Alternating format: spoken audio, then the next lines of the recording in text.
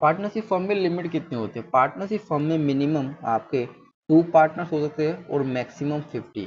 और ये लिमिट कहाँ पर मेंशन है? कंपनीज एक्ट 2013 में मेंशन है। लिमिटेड लाइबिलिटी क्या होता है?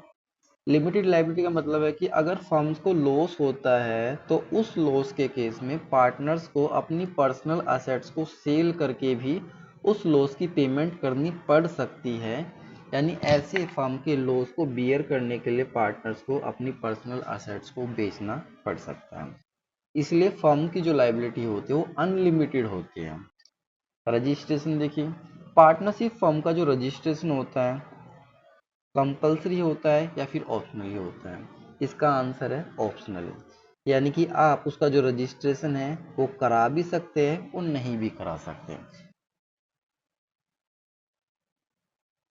अगर हम अपना एग्रीमेंट डीड साइलेंट रखते हैं या फिर एब्सेंस ऑफ एग्रीमेंट, इस केस में कुछ ऐसे सिनेरियोज हैं, कुछ ऐसी सिचुएशंस हैं जो हमें रीड करनी है।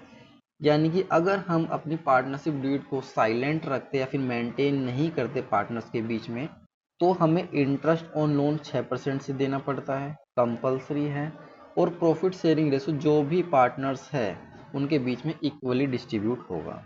ये 2 चीज़ें हमें पे करनी होती है। अदरवाइज हमें क्या क्या नहीं देना होता?